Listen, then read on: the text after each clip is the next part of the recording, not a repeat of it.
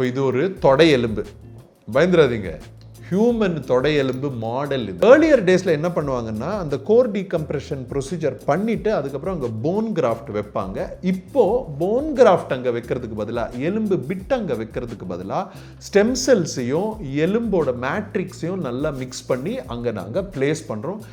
பயங்கர சிம்பிளான விஷயம் இது, ஆனால் இது ரொம்ப டேஞ்சரஸான விஷயம். ஏன்னு சொல்கிறேன், ஏவாஸ்குலர் நெக்ரோசிஸ் ஆஃப் ஹிப் அப்படின்னா என்ன இந்த வீடியோவில் பார்க்க போகிறோம். கோவிடுக்கு அப்புறம் ஜென்ரலாகவே இடுப்பு வலி நிறைய பேருக்கு வர ஆரம்பிச்சிச்சு. ஸோ அது வர ஆரம்பிக்கும் போது எதனாலடா யங் பீப்புளுக்கு இடுப்பு வலி வருது, எதுக்கு அவங்களுக்கு நடக்கிறது கஷ்டமாகுதுன்னு நாங்கள் ஹிப்போட ஸ்கேன்ஸ் எல்லாம் பண்ணி பார்க்கும் போது ஏவாஸ்குலர் நெக்ரோசிஸ் ஆஃப் ஹிப் இன்னும் ஒரு கண்டிஷன் ரொம்ப அதிகமாக யங்ஸ்டர்ஸில் நாங்கள் பார்க்க ஆரம்பித்தோம். இது ஒரு 2021லேருந்து ஆரம்பிச்சிச்சு. ஸோ இந்த வீடியோவில் நான் ஏவாஸ்குலர் நெக்ரோசிஸ்னால் என்ன, யார் கேர்ஃபுல்லாக இருக்கணும், என்ன கிளினிக்கல் சிம்டம்ஸ் அண்ட் அதை ஏர்லி ஸ்டேஜஸில் எப்படி ட்ரீட் பண்ணலான்னு நான் சொல்ல போகிறேன். என் பேர் டாக்டர் சந்தோஷ் ஜேக்கப். நான் ஒரு ஆர்த்தோபெடிக் அண்ட் ஸ்போர்ட்ஸ் சர்ஜன். இங்கே சென்னை தமிழ்நாட்டில் தான் நான் ப்ராக்டிஸ் பண்ணுறேன். அண்ட் இந்த மாதிரி ஹெல்த் இன்ஃபர்மேஷனில் நீங்கள் இன்ட்ரெஸ்டடாக இருந்தீங்கன்னா என் சேனலுக்கு சப்ஸ்கிரைப் பண்ணிவிட்டு ஒரு நோட்டிஃபிகேஷன் பட்டனையும் இமீடியட்டாக ப்ரெஸ் பண்ணிடுங்க. ஓகே, ஸோ ஏவாஸ்குலர் நெக்ரோசிஸ்னால் என்ன? ஏன்னா கிடையாது, வாஸ்குலர்னா ரத்தம் ஓட்டம், சரியா? ஏவாஸ்குலர்னா ரத்தம் ஓட்டம் கிடையாது, நெக்ரோசிஸ்னால் செத்து போயிடுச்சு.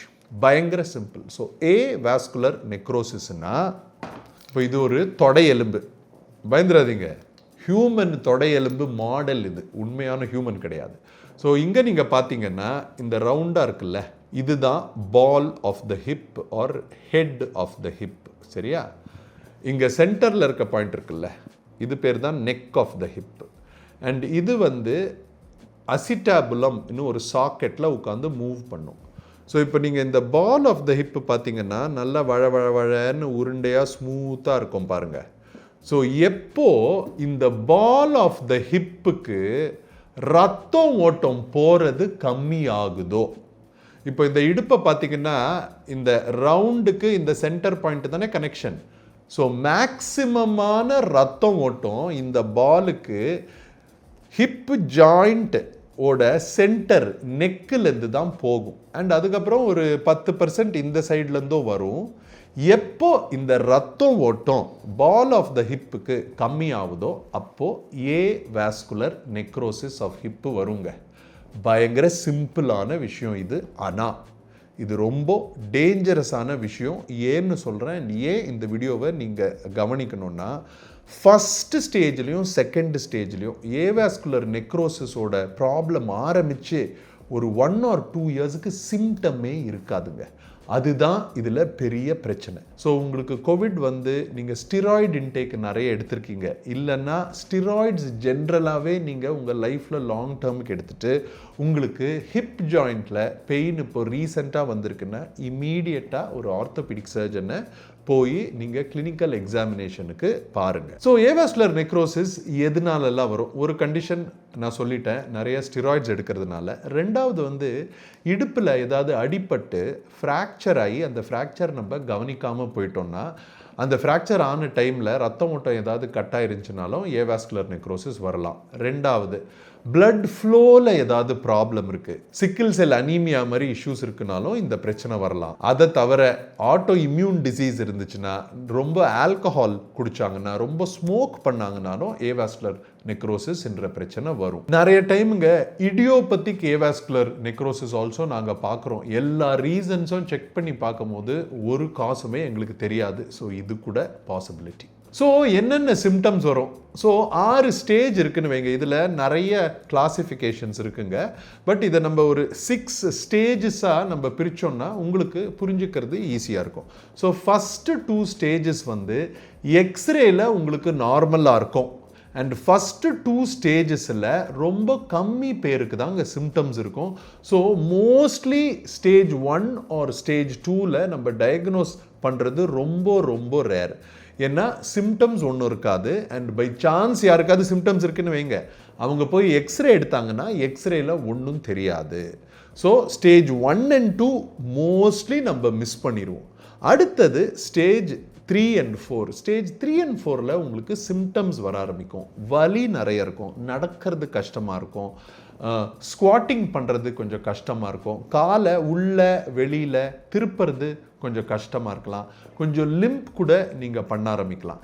இது ஆகுதுன்னா நீங்கள் ஸ்டேஜ் 3 இல்லை ஸ்டேஜ் 4க்கு வந்துட்டீங்கன்னு அர்த்தம்.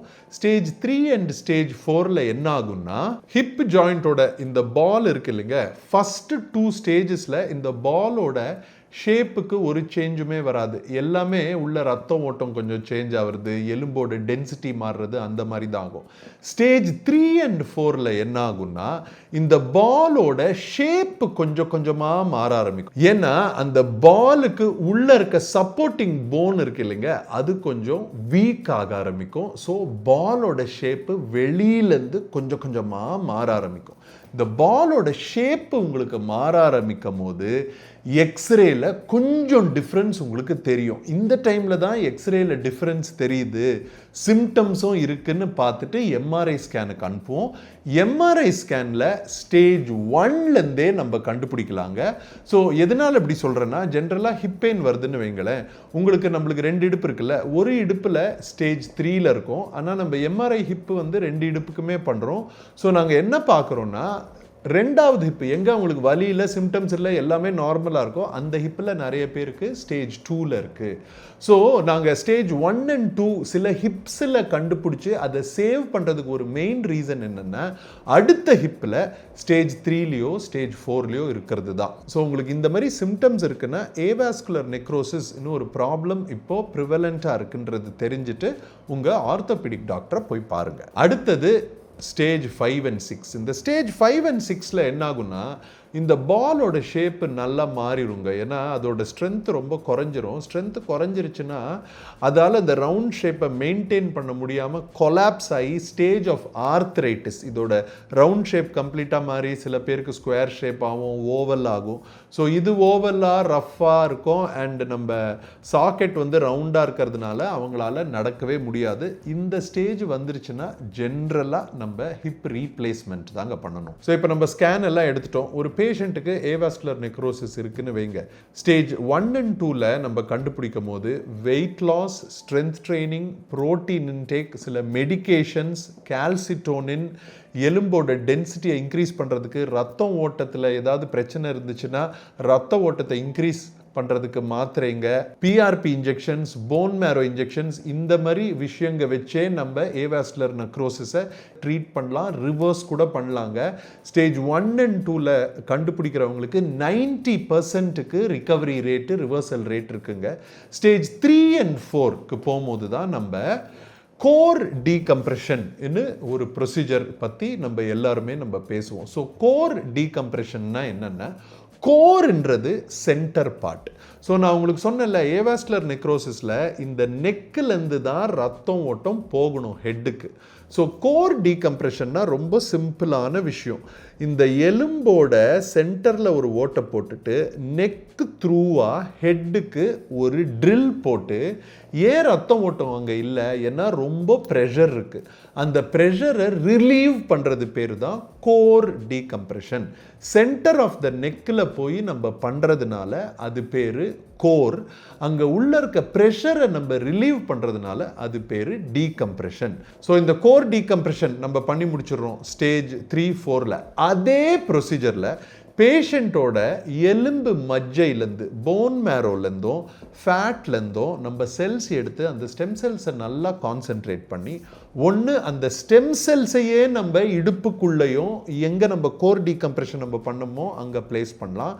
இல்லைன்னா அந்த ஸ்டெம் செல்ஸை எடுத்து அந்த ஸ்டெம் செல்ஸில் நம்ம கொஞ்சம் எலும்பு மிக்ஸ் பண்ணி அந்த எலும்பை ஒரு நல்ல பேஸ்ட் மாதிரி ஆக்கி அதில் ஒரு மேட்ரிக்ஸ் புரோட்டீன்னு கூட ஒன்று வரும், அந்த புரோட்டீனை மிக்ஸ் பண்ணிவிட்டு எங்கே நம்ம கோர் டீகம்ப்ரெஷன் நம்ம பண்ணமோ அங்கே போய் நல்லா கூட நம்ம ஃபில் பண்ணலாங்க. ஏர்லியர் டேஸில் என்ன பண்ணுவாங்கன்னா, அந்த கோர் டீகம்ப்ரெஷன் ப்ரொசீஜர் பண்ணிவிட்டு அதுக்கப்புறம் அங்கே போன் கிராஃப்ட் வைப்பாங்க. இப்போது போன் கிராஃப்ட் அங்கே வைக்கிறதுக்கு பதிலாக, எலும்பு பிட் அங்கே வைக்கிறதுக்கு பதிலாக ஸ்டெம் செல்ஸையும் எலும்போட மேட்ரிக்ஸையும் நல்லா மிக்ஸ் பண்ணி அங்கே நாங்கள் பிளேஸ் பண்ணுறோம். இதுலேயும் நல்ல ரிசல்ட்ஸ் இருக்குது. ஸோ ஸ்டேஜ் 1 and 2ல நம்ம கண்டுபிடிச்சா 90% இம்ப்ரூவ்மெண்ட் ரேட் இருக்குது.